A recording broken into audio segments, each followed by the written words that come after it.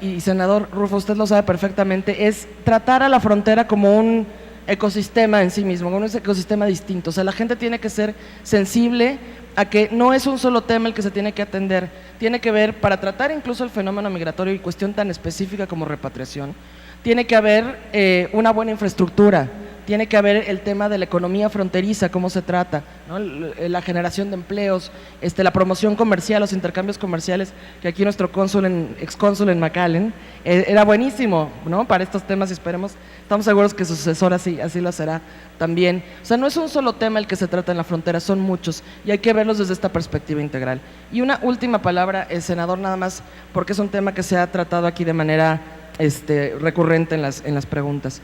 El tema de la acción ejecutiva anunciada por el presidente Obama y que ha sido suspendido por un juez de Texas apenas hace un par de días.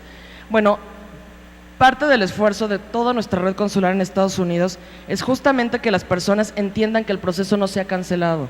Y nosotros no podemos darnos el lujo de ser pesimistas y pensar que no va a suceder nunca, somos optimistas hasta que efectivamente la realidad nos demuestre lo contrario, ¿no? Estamos seguros que el proceso judicial pues seguirá su curso, somos respetuosos y lo seguiremos con mucha atención, sobre todo para acercar la información a nuestros connacionales y que en este impasse que se está dando aprovechen para dos cosas: para seguir recopilando su documentación que les permita acceder a los esquemas de acción diferida, que vayan a los consulados, que se informen con gentes acreditadas y sobre todo que no caigan en situaciones de fraude y que no pasen cosas como las que describían hace rato, que hemos sido muy exitosos en varios consulados de que así sea. Cuando se presenta una familia que está siendo deportada con un menor ciudadano estadounidense en la mano, no deben deportarlos, simplemente el hecho de que ellos sean elegibles para recibir el beneficio, aunque esté suspendido ahorita, de la acción ejecutiva del presidente Obama, debe impedir que esa familia sea deportada.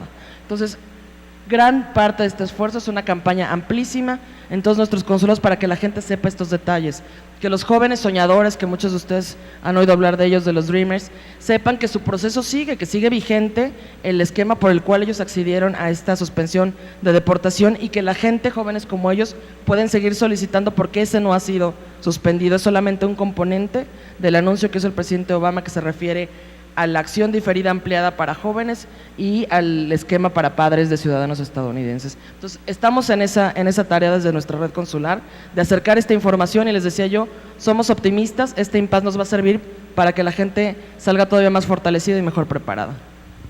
Muchas gracias, embajadora Torres Mendívil. Un comentario por parte del señor Carlos Mora, adelante. Gracias, senador. Felicidades, embajadora, por su presentación.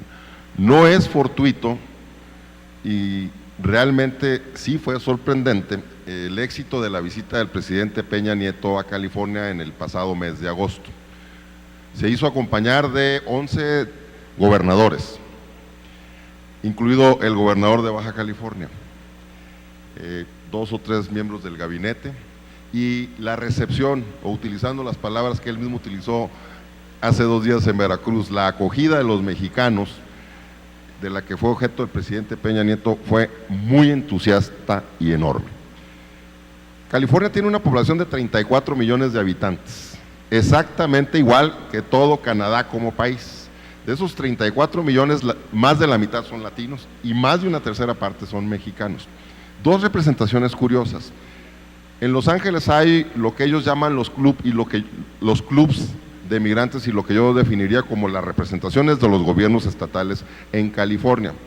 Las más exitosas y activas, Guerrero, Chihuahua, Michoacán, por ejemplo. Tienen una representación enorme, son designados por sus gobernadores y atienden a los migrantes.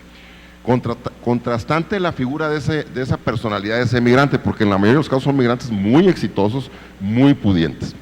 Pues fuimos y les tocamos la puerta, los convencimos y vinieron a Tijuana, porque por otro lado en Baja California nada más hay 3 representaciones de entidades federativas: Chiapas, Michoacán y Sinaloa. En este contexto, lo que yo insistiría, embajadora, es la presencia del Ejecutivo Federal en Estados Unidos directamente con estas representaciones. Genera un gran entusiasmo, genera muchos aplausos, pero también es importante que genere resultados de atención.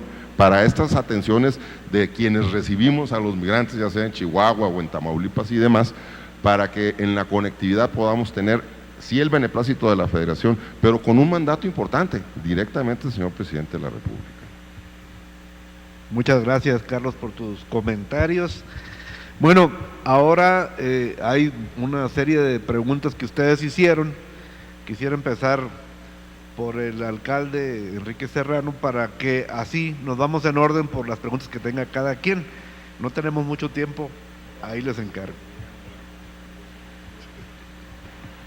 Gracias, muy rápido.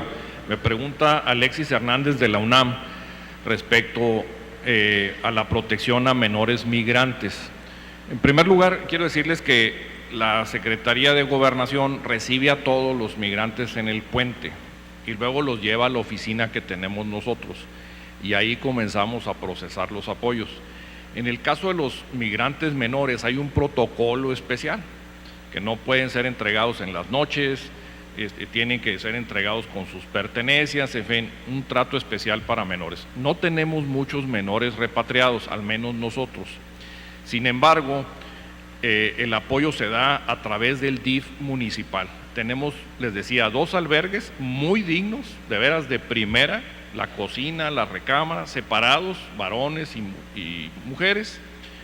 Se les atiende por parte de médicos que hacen una valoración, tenemos enfermeras, tenemos psicólogos, se contacta inmediatamente a sus familiares, y todo eso se hace con recursos del DIF municipal, recursos de la presidencia municipal, del DIF estatal y de la Secretaría de Gobernación, del gobierno federal, entre los 3. Y la verdad es que tenemos espacio holgado para recibir a los que vayan llegando. No nos ha faltado hasta el momento espacio, y de darse la necesidad podíamos crecer en ese tipo de instalaciones.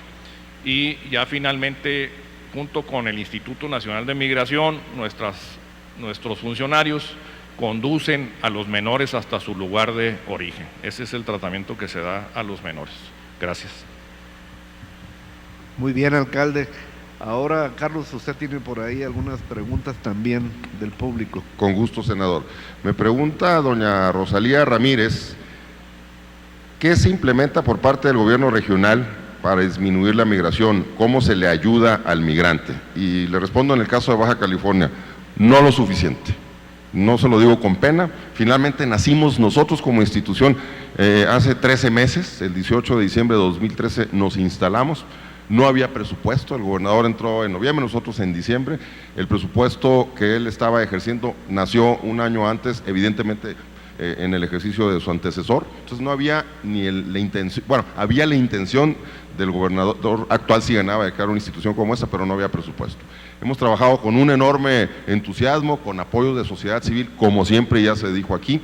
Pero bueno, entre las pocas cositas que hemos hecho ya hablaba yo del empleo, del programa de empleo, andamos de cerca de 2,000 empleos ya directos de hermanos repatriados. El retorno, que siempre es doloroso ofrecerlo, porque la mayor parte de la respuesta siempre es: mi lugar de origen ya no es ese, ya es acá, Estados Unidos. Y el tercero, si es ejemplar, como decía Ana Cecilia, la instancia de Tijuana. Ahí reciben un alimento cuando llegan, la conectividad para su familia, ya sea en Estados Unidos o México, reciben esta invitación, reciben el CUB, reciben atención médica. O sea, realmente es ejemplar. Nunca será suficiente, porque finalmente son o somos autoridades. Después de pasar este procesito, lo que hay que entender es que el migrante lleva un aire de presurización terrible. O sea, cuando es repatriado, imagínenlo como un ser humano que viene en un descenso de a 300 kilómetros por hora. Entonces la caída es muy dolorosa y le toma días entender. La otra pregunta que tengo es de parte de Michelle Pérez Bellman. Si hay convergencia de intereses en dar empleo a gente trabajadora para México y Estados Unidos, la demanda laboral podría, por parte de Estados Unidos, invertir en programas de cooperación para el traslado legal de trabajadores. Sí existe, pues hay un programa laboral. Recordarán aquel de los años 50 del programa Bracero, etcétera, etcétera. Actualmente el gobierno norteamericano ofrece visas para trabajos temporales. Si no me falla el dato, alguno de los expertos en el panel me lo puede precisar. Según yo, son menos de 100,000 al año, siempre son entre 70 y 80,000. Se acaban rápido, son muy eficientes, ganan muy buen dinero, vaya, sí lo hacen. pero saquen la cuenta, si recibimos 250,000 repatriados prácticamente el año pasado contra 70,000, pues prácticamente implicaría que son menos del 30% de las necesidades. Gracias. Gracias, Carlos. Embajador Berruga. A mí me llegaron dos preguntas, una no exactamente creo a mí porque pregunta a quién se dirige el programa Bienvenido Paisano del Instituto Nacional de Migración, quizá Ana Cecilia lo pueda responder mejor, aunque hay una parte crítica hacia mí que quiero responder, que si usted dice que no hay política mexicana hacia los migrantes, entonces ¿qué es esto del programa Bienvenido Paisano? A mí me parece que estos son programas, son acciones meritorias o menos meritorias, pero no son políticas hacia los paisanos. Tenemos también acciones en los consulados de protección a los paisanos, pero no tenemos política hacia la diáspora de cómo conectarnos con ellos. No tenemos, por ejemplo, un régimen fiscal diferenciado para ellos, para que inviertan en México. Turquía lo hace con los turcos que viven en la Alemania, yo no veo por qué los mexicanos no lo podemos hacer con los mexicanos que viven en Estados Unidos. Mexicano que invierta en México desde afuera, que tenga, por ejemplo, un régimen fiscal diferenciado. Segundo, conexión educativa, por decir, voy a mencionar un par de ejemplos nada más. Conexión educativa, no tenemos la revalidación de estudios necesaria para que se puedan integrar, vienen con algún certificado de algún instituto tecnológico en Estados Unidos o de la propia empresa en la que trabajaron y aquí simplemente no tienen ninguna validez, como si no habían aprendido nada. Es el tipo de cosas a las que yo me refiero como política, no estoy hablando de programas que los orienten o políticas. Una política que sí existe, el senador la debe conocer muy bien los colegas de la frontera, es la política del artículo 20 que le llaman los paisanos, porque para todos son $20 para pasar la frontera, $20 para que les sirvan gasolina. Esa sí es política, que se da en otros niveles. La segunda pregunta es, ¿qué está implementando el gobierno de la República para los repatriados en lo que se refiere a la reincorporación del sector laboral? De nueva cuenta, ahí necesitamos una política. Tenemos un sistema nacional de empleo que no tiene oficinas en la frontera.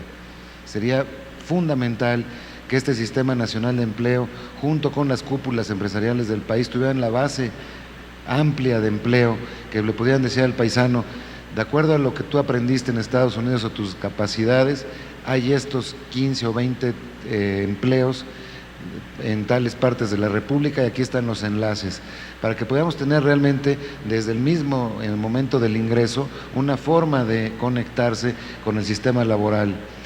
De otra forma, efectivamente, algunos caen presa del crimen organizado, de bandas delictivas, o simplemente están en la indigencia esperando a volver a cruzar, como se ha comentado por los colegas del norte de la República. Entonces yo creo que esta parte laboral es fundamental. Si ellos al momento de cruzar saben que tienen unas buenas opciones de trabajo, seguramente su reinserción al país va a ser muchísimo más ágil y mucho más productiva para México. Muchas gracias. Muchas gracias, embajador Berruga. Ahora, Ana Cecilia Porinami. Gracias. Y nada más un comentario respecto a lo que acaba de decir el embajador Berruga, justamente a este tema del empleo y a la conectividad de bases de datos de la Secretaría del Trabajo y del Sistema Nacional del Empleo es a lo que vamos a la segunda fase de este programa Somos Mexicanos. O sea, en frontera les vamos a ofrecer, dependiendo de sus habilidades, 3 o 4 opciones para reintegrarse. Ahora, otro tema que sería muy, muy importante también, y estamos en esta segunda fase viendo cómo conectamos a empresarios para este tema, es crear proyectos productivos específicos en algunos estados, de agricultura, de exportación de espárragos, tenemos todo el tema de nuestro gran territorio nacional, tenemos todas las condiciones para hacerlo y esto entraría en pláticas con empresarios, con la iniciativa privada y todo en una segunda fase para que ellos atraigan esta mano de obra valiosísima. Bueno, eso es Y sobre las preguntas que me hace Violeta Martínez García del Instituto Mora, con quienes tenemos muy buena relación, por cierto, me dice sobre qué hacemos con cuando los agentes de migración se meten en el tema de trata y tráfico de migrantes. Bueno, también desde hace poco tiempo tenemos ya en el instituto los exámenes de control de confianza,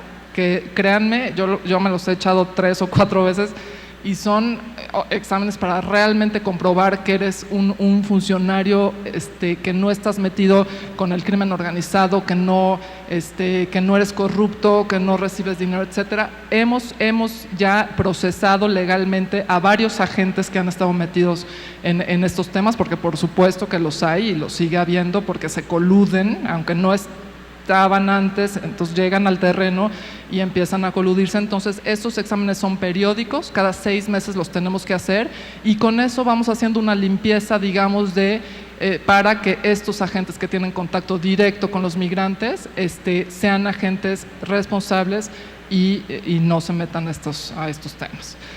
El segundo tema que les importa mucho por las preguntas que han hecho varios sobre la atención a los niños, niñas y adolescentes migrantes no acompañados.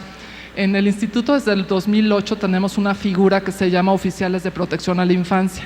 Estos oficiales, básicamente, que están capacitados también periódicamente, se encargan de, al momento que contactan, acuérdense que en el instituto nosotros detectamos a niños, niñas y adolescentes, sobre todo centroamericanos, que su máxima expectativa es llegar desde Honduras o desde El Salvador y Guatemala hasta Estados Unidos, porque ahí están sus padres. Entonces, en cuanto los detectamos en el camino, les tenemos un procedimiento muy, muy particular y muy, digamos, abocado al tema de cuidar sus derechos humanos. Incluso el lenguaje en el que les hablamos no es el mismo lenguaje en como hablamos a un adulto. Les tenemos llamadas telefónicas gratuitas, o sea, una atención muy especial para si este niño puede ser sujeto a un proceso de refugio en México, porque muchas veces de Honduras salen huyendo de las bandas criminales que están ellos en peligro, sus familias también. Entonces, con Comar empezamos el procedimiento para que este niño se quede en México. Si no, entonces los repatriamos a sus familiares, a sus países de origen. Desafortunadamente, ustedes saben que en Estados Unidos no podemos, Estados Unidos no podemos mandarlos porque pues allá no los están recibiendo. El año pasado tuvimos una crisis muy fuerte en junio de miles de niños que estaban cruzando hacia Estados Unidos, y el gobierno estadounidense estaba preocupadísimo. Entonces, en un foro regional, que es la Conferencia Regional de Migración, hicimos entre todos los países un llamado, digamos, a que este tema es corresponsabilidad de todos. O sea, no nos pueden echar la culpa de este tema ni a Estados Unidos, ni a México, ni a los países de origen, y estamos ya haciendo mecanismos para la mayor protección y el cuidado de estos niños. Nuestros mexicanos, como bien lo mencionó la embajadora Reina Torres, sí son protegidos desde que están en primer contacto con los consulados, los repatrian a la frontera norte, y ahí los DIF estatales de cada estado los recibe, y ya sea que contacte a sus familiares para que vayan por ellos, o ellos mismos los llevan con sus familiares. Gracias. Ana Cecilia, muchas gracias. Embajadora Reina Torres, adelante, por favor. Gracias, senador. Sé que estamos apretados ya casi en el tiempo, entonces voy a tratar de contestar a las dos preguntas que tengo aquí. La primera es de la maestra Eréndira Roa Ugalde, de la Dirección de Atención al Migrante de Hidalgo, y hace una pregunta abierta sobre la perspectiva de género en el fenómeno migratorio. La segunda pregunta que hacen es Abelardo Juárez Uraga, de la UNAM, licenciado en Derecho, que habla sobre la importancia de las cartas rogatorias en la resolución de controversias familiares y en la práctica jurídica. Voy a ligar las dos preguntas porque parece que no, pero tienen que ver. Ahora que comentan, hacen el planteamiento sobre el tema de género, por supuesto que es un tema importantísimo, y además estamos obligadas todas las instituciones de gobierno a incorporar la perspectiva de género de manera transversal en todo lo que hacemos. Hemos hecho un gran esfuerzo desde la oficina que tengo a mi cargo, no solo para capacitar al personal que está aquí en México, sino para capacitar a todos los funcionarios de protección consular en Estados Unidos y sensibilizarlos sobre este tema. Entonces, digamos que esa parte está ya muy avanzada, pero estamos en dos proyectos todavía: hacer que todos nuestros materiales hayan pasado por el filtro del lenguaje incluyente, que todos los folletos, programas, libros, etcétera, etcétera, que tengamos hayan pasado por el tema del lenguaje incluyente. Y lo segundo es que estamos elaborando protocolos de atención para grupos vulnerables. Parte de estos protocolos, por supuesto que se incluye uno para mujeres y niñas víctimas de violencia intrafamiliar, para detectar cuestiones en el tema de trata, por supuesto, y otro que me lleva al tema de derecho familiar y de los menores que comentaba la licenciada Oliva, que es un esfuerzo que hicimos junto con UNICEF sumamente exitoso, en el cual desarrollamos un protocolo de atención a los menores migrantes. Este protocolo se va a poner en marcha, o sea, ya está en marcha en un contexto de programa piloto, y la idea es que se replique, pues por supuesto, en todos nuestros consulados y que realmente detecte por primera vez. Las autoridades de UNICEF están sumamente contentas con este resultado, porque por primera vez existe una herramienta que atiende al interés superior del menor. Y la idea, y estamos en la mejor disposición, así lo hemos hecho, es de compartirlo con otros colegas del DIF, del Instituto Nacional de Migración y demás. Y ahora que mencionan el tema de las cartas rogatorias, creo que en términos jurídicos va mucho más allá de lo que se hace de los consulados. Ustedes saben que los cónsules también son notarios, también ejercen funciones de registro civil, etcétera, etcétera. Y todo esto es un andamiaje jurídico que mucha gente desconoce, de servicios que se dan desde Estados Unidos para nuestros connacionales y que atienden a temas muy específicos de derecho de familia, que tiene que ver con custodias, a lo mejor, y con sobre todo atención a menores y familias ahora separadas, que se ha comentado tanto, ¿no? Gracias. Muchas gracias, embajadora. Bueno, gracias a todos ustedes aquí presentes, a los asistentes. Habrá un reconocimiento del Senado para los panelistas.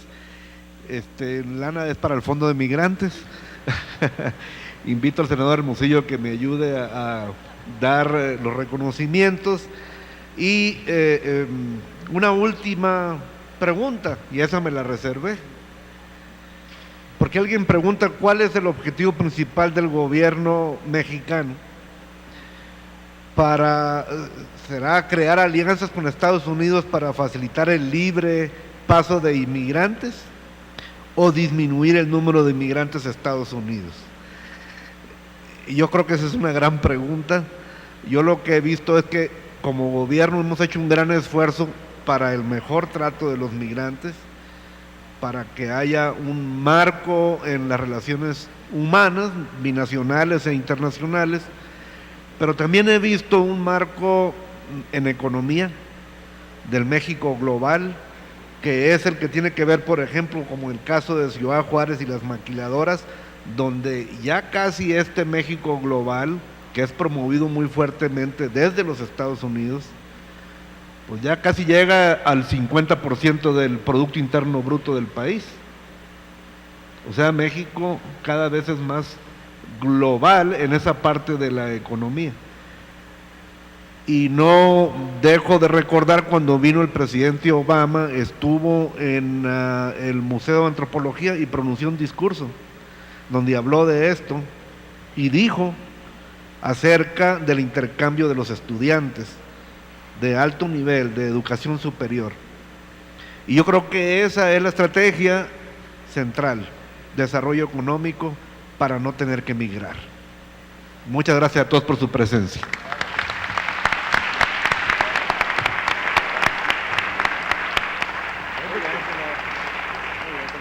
Gracias, alcalde, por venir.